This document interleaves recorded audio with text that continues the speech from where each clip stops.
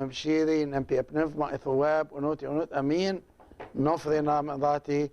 We, in this episode, we're going to continue discussing the letter me, and we're going to review briefly what we said before about the use of this met and meth, and these are prefixes that forms abstract nouns, as we did before. For example, for the word uro, but because it's masculine, it can be said ip uro, so ip uro, king. Met uro means kingdom, and this is a feminine word. It starts with a T, so it's T met uro, which is kingdom. And as we said in the last episode, we meet this in the Jepeniot, the Lord's Prayer, when we say Mades I and Jetek met uro, thy kingdom come. But here the Coptic, it starts with a come. Let it come, which is your kingdom, and literally. So Mades I and Jetek met uro, thy kingdom come.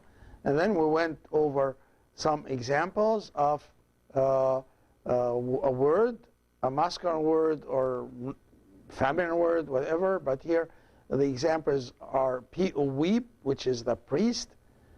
And you said T met uweeb, which means priesthood.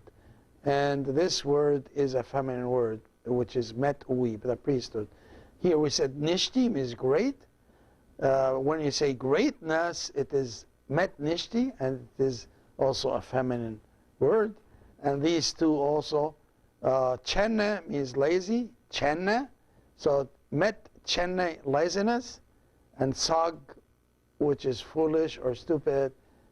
Met sog, met sog, foolishness or stupidity.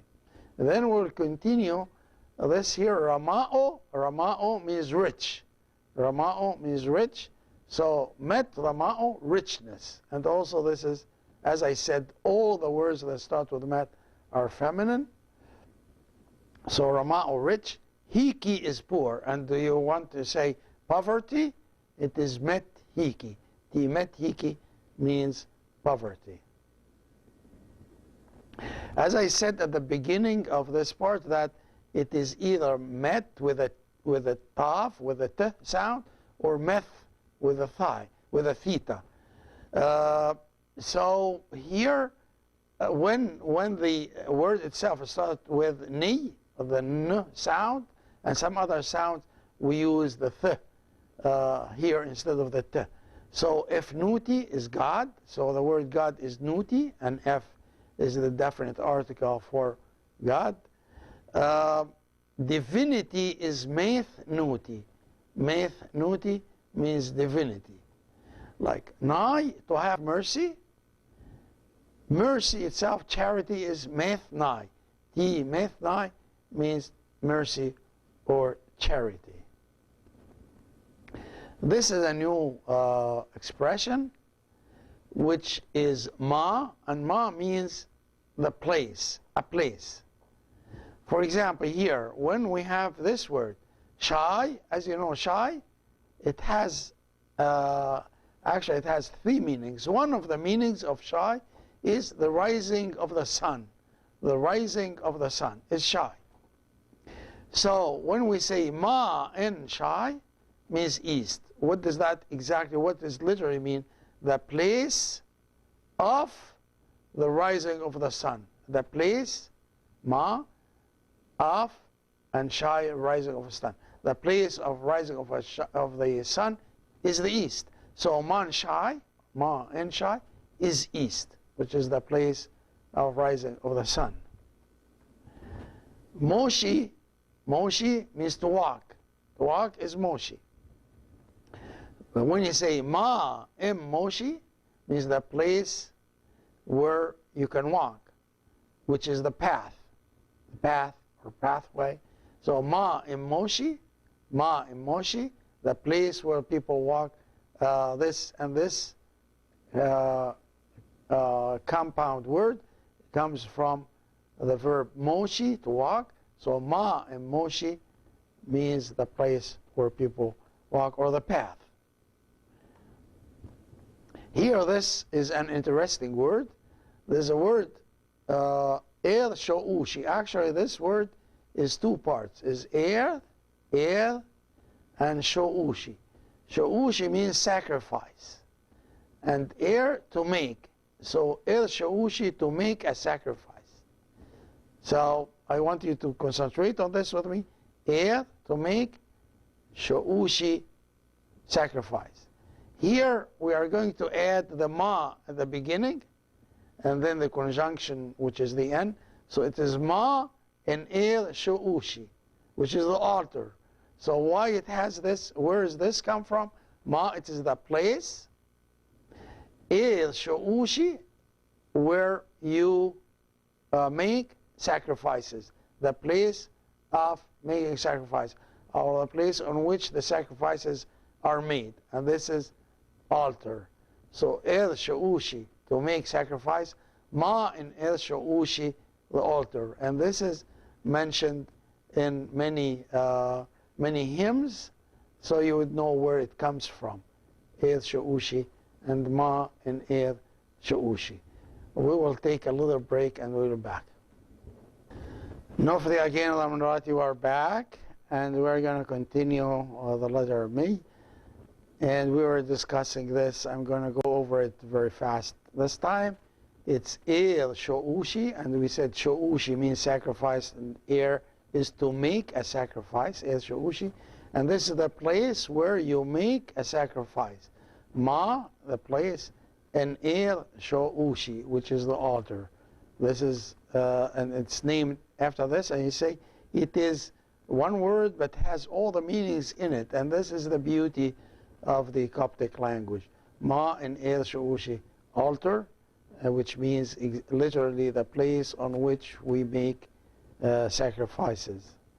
Also here, evangelion means gospel or good news, evangelion. And we have ma in evangelion, which is the lectern. It's the place on which we put the gospel and read it. And from ma in evangelion comes the word that's commonly used in churches in Egypt, and they call it mangaliya. Mangaliya is from ma in evangelion. Ma in evangelion, which is the place on which we put the gospel so that we can read it.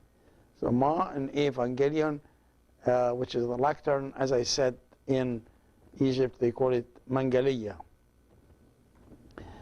Now there's another word which is may, and the derivative from may is may, and may is to love or to like. And May is pronounced like the month of May. So this is May, and is equivalent to the Greek agape, but here in Coptic it is May, to love or to like. You can say, tell somebody, T which I in the present tense, T May, I like or I love. Enough, erok, to see you. I like to see you.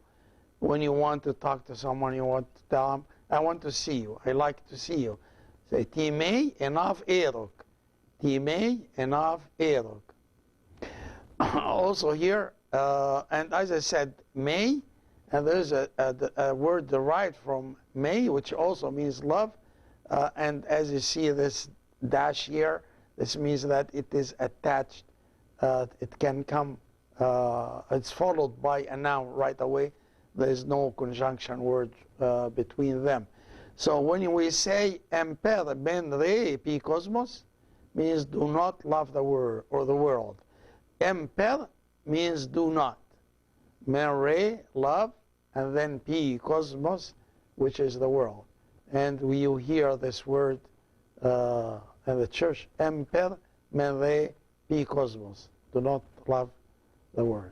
From this verb, which is may and mere, comes the word merit. And we are very familiar with this merit, which means beloved. For singular masculine or singular feminine, we call it merit. For the plural, it is merati. For example, you say pashiri and merit, where you say my beloved son. You can apply it to many other things. Also, there is a PC from which is the participum conjunctivum of the word may, and it's called my. My, in a way, it is the lover of, or the beloved of. And literally means the one who loves. So when we say my Romi, as we said before, Romi in Coptic means man in the generic sense, and also man in a real sense. So a man is Romi, and also Romi is a human being. Any human being is Romi. So when we call God my Romi, my, the lover of humans or humankind. P my Romi and Agathos, the good lover of mankind. My Romi. So this comes from my, which, as I said, is the PC of the verb may, to love. It comes my, that can be attached to other nouns. We have some other examples for my. For example, Nuti is God. We can say my Nuti, the one who loves God, or God loves him. My Nuti. It's equivalent to the Greek philotheos or theophilos. Philo to love, and theos God. Theo, and you can start philotheos or you start with theo, so it becomes theophilos. So my Nuti is equivalent to this. My Nuti. Here is esvo. Esvo means knowledge, and we took this in one of the previous episodes. Esvo means knowledge.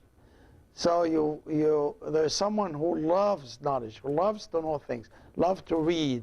All the time he wants to know more and more. We call this person my esvo, the lover of knowledge. He just wants to know more and more and more and read more and more. This word here, estavros, means cross. So we can say my estavros, the one who loves the cross. It's called my estavros, my esvo, my estavros. Hat, the word hat literally means silver, but it also means money in general sense. So when we say about someone, he is my hat, means lover of money. He just loves money, and money is priority in his life.